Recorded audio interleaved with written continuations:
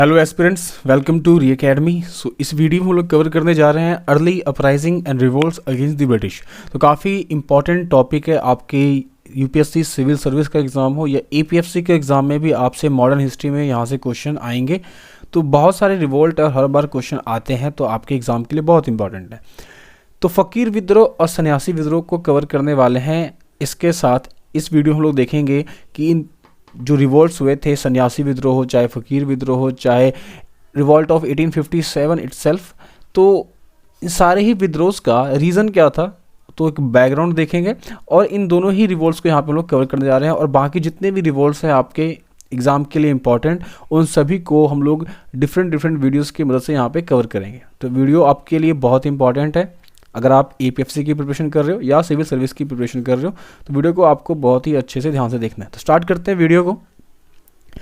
तो early uprising, तो देखिए कोई भी रिवोल्ट कब होगा, अगर कोई किसी को डिस्टर्ब नहीं कर रहा है, ठीक है, तो उधर से भी कोई रिएक्शन देखने को नहीं मिलता है। ऐसा तो नहीं है। अगर हम लोग यहाँ पे जितने भी आपने पढ़े होंगे, ट्राइबल मूवमेंट, किसान, ठीक है, तिनकठिया सिस्टम, या जो भी आप रिवोल्ट देखते हो, उसका मेन रीज़न क्या होता था? इकोनॉमी, ठीक है। मेन रीज़न क्या होता था? पैसा। तो पैसा हर चीज़ के पीछे है। इस चीज़ को आपको याद रखना है, ठीक है, लाइफ में भी और यहाँ हिस्ट्री में भी। तो पैसा हर चीज़ का कारण होता है। तो ऐसा तो नहीं था कि जो किसान है या जो संत है या जो भी आर्मी के जो सोल्जर है वो ब्रिटिश टाइम में ही स्टार्ट हुए थे। उससे पहले मुगल पीरियड में या एंशिएंट इंडिया में तो थे ही नहीं, हमेशा से थे, ठीक है। लेकिन डिफरेंस क्या है? देखिए, जो एशियंट रूलर्स थे, चाहे मौर्य, गुप्ता डायनेस्टी, जो भी हो, ठीक है। इसके अलावा जो मिडाइवल में आप पढ़ोगे मुगल डायनेस्टी वगैरह, और उसके बाद हम पढ़ते हैं ब्रिटिश वगैरह, ठीक है, जो इंग्लिश लोग थे, यूरोपियंस थे। तो इन सब में एक डिफरेंस है। ये तो इंडियंस थे, ठीक है, ये इंडिया से बाहर आए थे, लेकिन ये इंडिया में ही सेटल हो गए। इन्होंने इंडिया को अपना कंट्री बना लिया, ठीक है। इंग्लिश में क्या डिफरेंस था कि इन्होंने कभी इंडिया को अपना समझा नहीं, और ना ही इन्होंने इंडिया में मर्ज होने का या मिलने का कभी इनका प्लान था। इनको हमेशा से पता था कि इन्हें एक ना एक दिन इंडिया को छोड़ना ही है। ब्रिटिश को, इंग्लिश को, जो फ्रांसीसी थे, इन्हें पता था कि ज़्यादा दिन तक कोई किसी पे कंट्रोल नहीं कर सकता, ठीक है। तो इसीलिए इनकी जो पॉलिसीज़ होती थी वो इनके ही फेवर में होती थी, ठीक है, ताकि ये उन पॉलिसीज़ से खुद का ज़्यादा भला कर सके। इसीलिए ये पॉलिसीज़ ही ऐसे बनाए जाते थे इनके। तो हुआ क्या कि जब ब्रिटिश आए यहाँ पे, जब यूरोपियंस आए, तो सभी के सभी एज अ ट्रेडर्स आए थे यहाँ पे, सभी के सभी यहाँ पे बिजनेस करने आए थे। लेकिन उन्होंने देखा इंडिया की जो कमी थी कि छोटे छोटे रजवाड़ों में देश बटा हुआ है, आपस में काफ़ी डिसयूनिटी है, तो उसका फ़ायदा इन्होंने उठाया धीरे धीरे। और इंडियंस जो रूलर्स थे, किंग्स थे, उनके इंटरेस्ट में, उनके अफेयर में यहाँ पे इंटरफेयर करना स्टार्ट कर दिया। तो धीरे धीरे हुआ क्या, फर्स्ट बैटल इन्होंने लड़ी, battle of Plassey in 1757। Then battle of Buxar लड़ा, ठीक है, बैटल ऑफ बक्सर लड़ा। और बैटल ऑफ बक्सर से काफ़ी एक बड़ा कंक्लूजन निकल के आया, और जो ब्रिटिश थे उन्हें दीवानी राइट मिल गई, ठीक है, बंगाल, बिहार और उड़ीसा के रीजन में। तो उसके बाद उन्होंने क्या किया, उन्होंने उनको एक तरीके से पावर मिल गया। हालांकि उन्होंने जो राजा बैठाए थे, उन्होंने खुद रूल ना करने की बजाय उन्होंने पपेट्स, किंग्स वगैरह स्टार्ट किए थे, ताकि किसी इंडियंस को ही वहाँ पे राजा बना दो, ताकि लोगों को ज़्यादा एतराज़ ना हो, लोगों को ज़्यादा फर्क ना पड़े कि कोई बाहरी लोग उनसे लूट रहे हैं। तो उन्होंने क्या किया, पपेट्स बैठाना स्टार्ट किया, लेकिन पॉलिसी ये खुद पीछे से बनाते थे। और ओवर द पीरियड क्या हुआ, ये खुद रूल भी करना स्टार्ट करने लगे डिफरेंट प्रोविंसेस में। तो बैटल ऑफ बक्सर के बाद एक तरीके से एक कंक्लूजन निकल के, और in the end of the 18th century क्या हुआ, British emerged as a main power in India, ठीक है। बहुत सारे फॉरेन पावर्स थे, लेकिन ब्रिटिश एक मेन पावर की तरह उभर के निकला। और कंपनी ने पॉलिटिकल पावर गेन करना स्टार्ट कर दिया था बहुत ज़्यादा। तो पॉलिटिकल पावर जब उनके हाथ में आई, जब उनके हाथ में ये पावर आई कि वो पॉलिसी बना सकते हैं, ठीक है, ट्रेड को लेके, एग्रीकल्चर को लेके, लॉ एंड ऑर्डर को लेके, तो उन्होंने क्या किया, पॉलिसीज़ इंप्लीमेंट करना स्टार्ट किया in the field of land revenue, law and order, and set up their own administration, उन्होंने खुद के एडमिनिस्ट्रेशन भी यहाँ पे बनाए। तो ये जो उन्होंने लॉ एंड ऑर्डर के लिए अपने रूल बनाए, पॉलिसीज़ बनाई, ये जो पॉलिसीज़ थी, ये पॉलिसीज़ ऐसी बनाई जाती थी ताकि इनका भला हो, इंग्लैंड का डेवलपमेंट हो, ना कि इंडिया का, ठीक है। और इससे क्या हुआ, इंडिया की सोसाइटी में काफ़ी एक उथल पुथल स्टार्ट हो गया और डिसोल्यूशन देखा गया, डिसलोकेशन देखा गया, social, cultural, economic and political life of the Indian people. तो भारतीय लोगों के लाइफ में, सोशल लाइफ में, कल्चरल लाइफ में, इकोनॉमिक लाइफ में, पॉलिटिकल लाइफ में बहुत सारा उथल पुथल देखा गया, क्योंकि सभी यहाँ पे मैटर क्या करता है, अगर किसी की इकोनॉमिक कंडीशन ख़राब हो जाए तो फिर बाकी वो किसी काम का उतना रहता नहीं है, ठीक है। फॉर एग्जांपल जैसे यूएसए जो है रशिया से उतना नहीं डर रहा आजकल जितना वो चाइना से डर रहा है। रीज़न क्या है, चाइना बहुत स्ट्रांग है लेकिन उसकी इकोनॉमी उतनी स्ट्रांग नहीं है, बल्कि चाइना स्ट्रांग तो है, साथ में इकोनॉमी भी बहुत ज़्यादा स्ट्रांग है इसकी, ठीक है। इसलिए यूएसए आजकल जो पॉलिसीज़ बनाता है वो चाइना को ज़्यादा ध्यान रख के बनाता है। तो यहाँ पे भी वही रीज़न है, मेन है पैसा, करेंसी, इकोनॉमी। तो अगर इकोनॉमिक लाइफ किसी की ख़राब हो जाती है तो उसकी सोशल, कल्चरल, पॉलिटिकल लाइफ भी यहाँ पे ख़राब हो जाती है, और ये हमें हिस्ट्री से यहाँ पे सीखने को मिल रहा है। नेक्स्ट देखिए, तो जो सब्सिक्वेंट आउटब्रेक्स थे रिबेलियंस के, तो जब क्या हुआ, जो ब्रिटिश थे, जो फॉरेनर्स थे, उन्होंने पॉलिसीज़ बनाई, ऐसी पॉलिसी बनाई जिनसे ज़्यादा कर लगभग 100%, 100 गुना लगान वगैरह भी लेते थे। तो इनकी वजह से कहीं ना कहीं छोटे मोटे जो विद्रोह होते थे वो स्टार्ट होने शुरू हो गए थे, और उनका एक कह सकते हो कलेक्टिव रूप देखने को मिला था आपको रिवॉल्ट ऑफ 1857 में, जहाँ पे हर कैटेगरी के, हर तरह के लोगों ने पार्टिसिपेट किया था, ठीक है। तो ये लाइन देखिए, आपको एक लाइन अगर मेंस वगैरह में लिखना है तो ये लाइन भी आप लिख सकते हो डायरेक्ट, कि erosion of traditional form of authority and increased economic pressure were two basic reason of this uprising. तो जो मेन रीज़न था वो क्या था, इकोनॉमिक प्रेशर, ठीक है, और अथॉरिटी। फॉर एग्जाम्पल अगर मैं या आप क्या है, आप एक हिंदू है या गॉड को मानते हैं, अगर कोई फॉरेनर आ गया, उसको ये चीज़ पसंद ही नहीं है या पता ही नहीं क्या है, तो उसने क्या किया, पॉलिसी बना दी, ठीक है, कर लेने का, कि कोई अगर रिलीजियस साइट पे जा रहा है तो उसे टैक्स देना पड़ेगा। तो आप क्या कर रहे हो, उस तरीके से उनकी अथॉरिटी को चैलेंज कर रहे हो। तो अगर किसी की अथॉरिटी पे भी चैलेंज करोगे तो कभी ना कभी क्या होगा, वो विद्रोह करेंगे, उन्होंने किया भी। इसके अलावा मेन अगर देखें कि कौन बैकबोन में थे इन विद्रोह में, तो पीजेंट, मेनली किसान, आर्टिस्ट और डिमोबलाइज्ड सोल्जर। तो ये 3 मेन थे। और इसके अलावा एक जो कैटेगरी उभर के आई थी वो आई थी आपके रिलीजियस मूवमेंट के तौर पे। तो पॉलिटिकल रिलीजियस मूवमेंट भी यहाँ पे एक पार्ट था, लाइक फ़कीर अपराइजिंग एंड सन्यासी अपराइजिंग। रीज़न क्या था, ये जो रिलीजियस प्रैक्टिस थे ब्रिटिश समझते नहीं थे, और जब समझते नहीं थे तो उन्होंने क्या किया, इन चीज़ों को नकारना शुरू कर दिया, बैन करना शुरू कर दिया। आपने सुना होगा कि कहावत चलता था कि इंडिया जो है वो सपेरों का देश है। तो ये जो डायलॉग्स है ये उसी टाइम के डायलॉग्स हैं, ठीक है, ब्रिटिश टाइम के डायलॉग्स है कि इंडिया सपेरों का देश है, और क्योंकि उन्हें वो प्रैक्टिस समझ नहीं आती थी, ठीक है। तो ये एक बैकग्राउंड था, एक तरीके की स्टोरी आपको पता होनी चाहिए। अब इतना कुछ एग्ज़ाम में लिखने का आपके पास ना स्पेस होता है ना ही टाइम होता है, तो यहाँ पे एक बहुत ही शानदार एक इंट्रो मैंने यहाँ पे तैयार करके लिख दिया आपके लिए। इसका यूज़ आप कर सकते हो किसी भी आंसर राइटिंग में, ठीक है। नेक्स्ट देखते हैं और क्या क्या कॉजेज़ हो सकते थे। तो जो आप ब्रिटिश ने जो इकोनॉमिक, एडमिनिस्ट्रेशन, रेवेन्यू सिस्टम जो स्टार्ट किए थे, जो इंग्लैंड को फेवर करते थे, उनकी वजह से। इसके अलावा जो लैंड पे जो डिमांड्स थी कमर्शियल क्रॉप की, तो उसकी कारण भी हुआ। इसके अलावा इम्पोजिशन ऑफ फ्री ट्रेड, कि ब्रिटिश जो इंडिया था वो इजीली ट्रेड नहीं कर पाता था, और जो ब्रिटिश का जो सामान था वो इंडिया में इजीली आ जाता था। तो क्या होता था कि इंडियन जो बिजनेसमैन थे वो अपना सामान बाहर भेज नहीं पाते थे, और जबकि बाहर का सामान यहाँ पे बहुत ही सस्ते दामों पे अवेलेबल होता था। तो ये एक रीज़न था।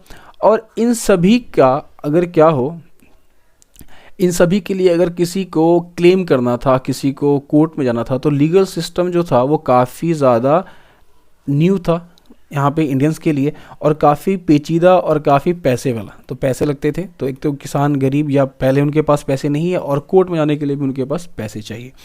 तो ये भी एक कारण था। इसके अलावा और देखें तो इन कारणों की वजह से अलग अलग तरह के मूवमेंट स्टार्ट हुए कंट्री में, ठीक है। तो पहला जैसे मान सकते हैं पॉलिटिकल रिलीजियस मूवमेंट, जिसमें फ़कीर सन्यासी जो आज हम देखने वाले हैं। सेकंड, पीजेंट रिवॉल्ट, बहुत सारे हैं जिसमें इंडिगो, चंपारण, ये फेमस है, हम लोग जो भी इंपॉर्टेंट है एग्जाम के लिए सभी कवर करेंगे। ट्राइबल मूवमेंट, भील, रामोसी, खासी, संथाल, जैसे कि ये बहुत इंपॉर्टेंट है तो हम इसे भी कवर करेंगे। और कास्ट मूवमेंट जैसे जस्टिस मूवमेंट भी यहाँ पे अलग अलग तरीके के रिवॉल्ट हुए थे, ठीक है। तो अब स्टार्ट करते हैं हमारा आज का जो रिवॉल्ट था जिसको हम कवर करने वाले हैं, फ़कीर अपराइजिंग एंड सन्यासी अपराइजिंग। तो ये मेनली जो जितने भी इनिशियल आप देखो, चाहे वो ऑर्गेनाइजेशन हो, ठीक है, ईस्ट इंडिया ऑर्गेनाइजेशन या इंडियन नेशनल ऑर्गेनाइजेशन या इनिशियल रिवॉल्ट्स हो, ठीक है, सभी के सभी देखोगे तो पता चलेगा कि वो बंगाल में ही स्टार्ट हुए थे, ठीक है। रीज़न क्या था? रीज़न ये था कि इस टाइम पीरियड में ब्रिटिश जो थे वो बंगाल प्रेसिडेंसी में ही ज़्यादा स्ट्रॉन्ग थे, ठीक है। तो सारे नियम कानून यहीं पे बनाए जाते थे, तो यहीं से सारे रिवॉल्ट, और सबसे ज़्यादा प्रेशर भी कह सकते हो कि ब्रिटिश का बंगाल के उस रीजन में ही था, तो यहीं से सारे रिवॉल्ट्स उभर के निकले थे, यहीं से सारे फ्रीडम फाइटर्स या ऑर्गेनाइजेशन उभर के निकले थे इनिशियल पीरियड में, ठीक है। तो फ़कीर अपराइजिंग जिसका पीक टाइम यहाँ पे मान सकते हो 1776 से 1777, हालांकि इसका कोई फिक्स टाइम पीरियड नहीं है, ये काफ़ी लंबे समय तक चला था। और सन्यासी रिवॉल्ट का भी देखोगे तो 1770 से 1820, तो लंबे समय तक चला था ये अपराइजिंग। तो फ़कीर विद्रोह, सन्यासी विद्रोह को समझने से पहले आपको पता होना चाहिए कि फ़कीर असल में कौन थे और सन्यासी असल में कौन थे। देखिए, एक तो हम जो मानते हैं फ़कीर, हमें पता है कि फ़कीर कौन है, सन्यासी कौन है, लेकिन ब्रिटिश के कंसेप्ट में भी आपको पता होना चाहिए कि ब्रिटिश के नज़रिए से वो किसे मानते थे फ़कीर, किसे मानते थे सन्यासी। तो सिंपल भाषा में अगर कहें तो आपने ये वर्ड सुना होगा, ठग्स ऑफ हिंदुस्तान, ठीक है। तो ठग्स ऑफ हिंदुस्तान और कोई नहीं, इन्हें ही कहा जाता था, ठीक है। ठग्स ऑफ हिंदुस्तान ब्रिटिश इन्हीं को कहते थे। तो फ़कीर जो थे वो बिलोंग करते थे मदारिया ग्रुप को, एक तरीके के फिलोसफिकल रिलीजियस गुरु होते थे ये लोग, ठीक है, सन्यासी होते थे। और फ़कीर were group of wandering Muslim group religion mendicants, भिकारी जो कि मांग के खाते थे। द फ़कीर uprising against the British was actually a revolt of Madariya फ़कीर। तो आपसे प्रीलिम्स के क्वेश्चंस के तौर पे ये पूछा जा सकता है कि जो फ़कीर विद्रोह था उसमें जो फ़कीर था वो किस कैटेगरी में था या किस क्लास का था। तो मदरिया फ़कीर था यहाँ पे, ठीक है, याद रखना है आपको, मदरिया फ़कीर। तो ये एक ग्रुप था, उस कैटेगरी के फ़कीर थे जिन्होंने यहाँ पे रिवॉल्ट को स्टार्ट किया था। Similarly sannyasi refers to one of the renounced revolt the sake of spiritual life, जो आध्यात्मिक जीवन जीता है उन्हीं को सन्यासी कहते हैं। तो ये जो थे वो साधुस थे दशनामी सेक्ट के। तो ये आपको याद रखना है वो कौन से सेक्ट के थे, तो दशनामी सेक्ट के थे। लेकिन ब्रिटिश की नज़र में देखिए तो वो जिप्सी ऑफ हिंदुस्तान, जो कहीं टिकते नहीं थे, जो ट्रैवल करते रहते थे। ट्रेडिंग पिलग्रिम्स, जो व्यापार करते थे साधु बन के। या डिसऑर्डरली ट्राइब्स, जो असंगठित जनजाति थे, जो रुकते नहीं थे, बढ़ते चलते थे, ठीक है। या रिलीजियस वर्जेंट्स, या आप कह सकते हो जो मांग के खाते थे, जो आपने देखा होगा मूवीज़ वगैरह में, भिक्षा मांग के खाते थे। तो जो मांग के खाते थे, दान के ऊपर जीवन व्यतीत करते थे, उन्हीं को यहाँ पे सन्यासी कहा जाता है। तो रीज़न क्या था सब इन रिवॉल्ट्स का? तो ये दोनों ही रिवॉल्ट को आपको कलेक्टिव रूप में पढ़ना है क्योंकि सिमिलर है, ठीक है, पीछे का बैकग्राउंड भी सिमिलर है और दोनों ने बाद में अपने आप को मर्ज करके यूनाइटेड तरीके से रिवॉल्ट को कंटिन्यू किया था। तो रीज़न देखें तो fakir and sannyasi use to travel in north Bengal to visit various shrines and pilgrim sites. तो बहुत से धार्मिक जो जगह थी वहाँ जाने के लिए जो फ़कीर और सन्यासी थे वो ट्रैवल करते थे, और ट्रैवल करने के लिए वो क्या करते थे, भिक्षा मांगते थे, ठीक है। और ये भिक्षा जो होता था वो साइजेबल होता था ताकि उन्हें रास्ते में कहीं कोई प्रॉब्लम ना हो, तो वो रास्ते भर भिक्षा मांगते थे। और मेनली जो भिक्षा मांगा जाता था वो रईसों से, और उस टाइम जो साहूकार या ज़मींदार होते थे उनसे वो लेते थे। तो बैटल ऑफ प्लासी से पहले क्या था कि ज़मींदारों को ये भिक्षा देने में कोई प्रॉब्लम नहीं होती थी, लेकिन बाद में जब बैटल ऑफ प्लासी और बैटल ऑफ बक्सर हो गया तो जब पावर ब्रिटिश के हाथ में चलेगी, ये अभी तक हम बंगाल के सिनेरियो में ही बात कर रहे थे, याद रखना है आपको, बंगाल की बात हो रही है यहाँ पे। तो जब बैटल ऑफ बक्सर प्लासी हो गया तो जो पावर थी वो ब्रिटिश लोगों के हाथ में चलेगी, ईस्ट इंडिया कंपनी के हाथ में चलेगी। तो जो इन टैक्स था लैंड पे वो काफ़ी ज़्यादा इंक्रीज़ कर दिया गया, ठीक है, और एक्सप्लॉयटेशन होना स्टार्ट हो गया पीजेंट्स का। तो जिस वजह से क्या हुआ कि जो ज़मींदार होते थे, जो किसान होते थे, उनके पास उतने पैसे नहीं बचते थे कि वो इन फ़कीरों को, सन्यासियों को भिक्षा दे सके, ठीक है। तो एक रीज़न ये हो गया। Further the Bengal famine of 70s led to drop in production and many zamindars could not pay the tax। तो ज़मींदार यहाँ अपने टैक्स ही नहीं पे कर सकते थे। तो इनिशियली तो ये फ़कीर सन्यासी थे, लेकिन बाद में ज़मींदारों ने भी इन रिवॉल्ट्स को सपोर्ट किया था और इनमें अपना पार्टिसिपेशन दिखाया था। अब क्या हुआ कि जो पहले तो उन्हें भिक्षा देने के लिए लोग अब तैयार नहीं है, क्योंकि उनके पास खुद ही उतने पैसे नहीं बचते थे, ठीक है, तो वो भिक्षा नहीं मिल रहा था उतना वो। सेकंड, न्यूमरस रिस्ट्रिक्शन लगाए गए इन प्लेस ऑफ सन्यासी एंड फकीर, also because British consider them looters and thugs, क्योंकि ब्रिटिश को लगता था ये लूट करते हैं, ये ठग करते हैं, लोगों को बेवकूफ़ बनाते हैं। तो इन पे बहुत तरह के रिस्ट्रिक्शन लगाए गए इनके मूवमेंट को लेके। तो क्या हुआ कि साधु और फकीर दोनों ही एक साथ हो गए और उन्होंने रिबेलियन स्टार्ट कर दिया, उन्होंने विद्रोह स्टार्ट कर दिया अगेंस्ट गवर्नमेंट ट्रेजरी। तो सरकारी खजानों पर उन्होंने विद्रोह स्टार्ट कर दिया, लूट स्टार्ट कर दी। काफ़ी ब्रिटिश मारे गए इसमें, ठीक है। और 1971 में देखें तो लगभग 150 फकीर भी मारे गए फॉर नो गुड रीज़न। मतलब अगर ब्रिटिश यहाँ पे उन्हें ना छेड़ती, उन पर रिस्ट्रिक्शन ना लगाती, तो ना ये फ़कीर मरते, ना ही ब्रिटिश को ये रिवॉल्ट देखने को मिलता। This triggered rebellions which reached it's climax in 1970s। तो 1770 के आसपास ये क्या हुआ, यहाँ पे इस विद्रोह में एक पीक पे रहा था। This fakir and sannyasi come together in number close to 50,000 to defeat the common enemy British. तो लगभग इस विद्रोह में देखा जाए तो लगभग 50,000 फकीर और सन्यासी एक साथ हो गए थे अंग्रेजों के विरुद्ध, ठीक है। Sannyasi and fakir provide religious favour to struggle. उन्होंने देश ब्रिटिश के खिलाफ जो और भी विद्रोह थे उनमें भी उन्होंने फेवर दिया था अपना। दे कम एबल टू कैप्चर कंपनीज। तो उन्होंने क्या किया, उन्होंने कंपनी ढाका में एक सेंटर था ब्रिटिश ईस्ट इंडिया कंपनी का, उसको उन्होंने कैप्चर कर लिया और काफ़ी समय तक उनको कंट्रोल में भी रखा। इसके अलावा उन्होंने और भी छोटे छोटे सिमिलर अटैक्स किए थे ब्रिटिश के सेंटर्स पे, जैसे कि पटना, हुगली, कोच बिहार और सारण डिस्ट्रिक्ट में, ठीक है। तो एक तरीके की ये स्टोरी आपको याद रखनी है कि क्या हुआ था कि जो सन्यासी और फकीर थे उन पे रिस्ट्रिक्शन लगाए गए, ठीक है। अब वो जो भिक्षा लेते थे वो भिक्षा नहीं ले पा रहे थे, क्योंकि ज़मींदारों को और किसानों को ज़्यादा टैक्स पे करना पड़ता था ब्रिटिश को, तो उनके पास उतने पैसे नहीं बचते थे कि वो सन्यासी और भिखारियों को भी दान दे सके। तो दूसरा ये रीज़न था। अब इन रीजंस के लेके जो मेन लीडर्स थे जिन्होंने इस मूवमेंट को लीड किया, वो भी आपको याद रखना है फॉर द प्रीलिम्स फैक्ट, ठीक है। तो फ़कीर मूवमेंट में देखें तो मजनून शाह मेन लीडर थे, इनका नाम आपको नहीं भूलना है। और सेकंड मूसा शाह और चिराग शाह। तो मूसा शाह एक टाइम पे आप भूल भी सकते हो, लेकिन आपको मजनून शाह और चिराग शाह को बिल्कुल नहीं भूलना है, ठीक है। सिमिलरली सन्यासी मूवमेंट में देखें तो भवानी पाठक और देवी चौधरानी, तो ये दो फेमस पर्सनैलिटीज़ थे जिन्होंने इस सन्यासी मूवमेंट को लीड किया था, ठीक है। ये एक डकैत और लीडर ऑफ सन्यासी मूवमेंट थे, तो ये भी एक बार आप देख सकते हो, ठीक है। तो यहाँ पे आपको नाम याद रखना है और इनके नाम के साथ आपको बैकग्राउंड की स्टोरी याद रखनी है। तो काफ़ी सिंपल सा ये स्टोरी था, काफ़ी सिंपल सा यहाँ पे कंसेप्ट था। तो इस वीडियो में हमने यहाँ पे बैकग्राउंड देखा है, ठीक है, और फ़कीर और सन्यासी रिवॉल्ट देखा है। अब मैं हर वीडियो में आपके साथ बैकग्राउंड डिस्कस नहीं करूँगा, आप इस वीडियो से कवर कर सकते हो, लिख सकते हो, नोट्स बना सकते हो। और फ़कीर और सन्यासी के बाद अब हम अलग वीडियो में अगले टॉपिक को यहाँ पर डिस्कस करेंगे। तो अगर ये वीडियो आपके लिए हेल्पफुल हो तो वीडियो को लाइक कर सकते हो, चैनल को सब्सक्राइब कर लो for the UPSC civil service और यूपीएससी एपीएफसी एग्ज़ाम, ठीक है, एपीएफसी एग्ज़ाम। इसके अलावा जो आईएमडी एसओ का एग्ज़ाम होगा, ठीक है, साइंटिफिक असिस्टेंट का, एसए का, तो उसके रिलेटेड जो भी इन्फॉर्मेशन होगी, जो भी आपके लिए हेल्पफुल गाइडलाइंस होंगी, वो सारी आपको यहाँ पे प्रोवाइड करा दीजिएगी। बहुत सारे स्टूडेंट के कमेंट आ रहे हैं अभी आईएमडी एसओ को लेके कि क्या इसमें पढ़ा जाए।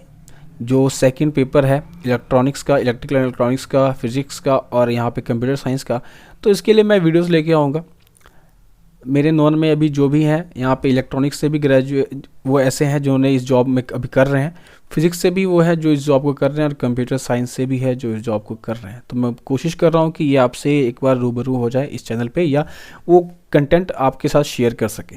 तो तब तक के लिए चैनल को सब्सक्राइब कर लीजिए, खुद का ख्याल रखिए, स्वस्थ रहिए। Thank you.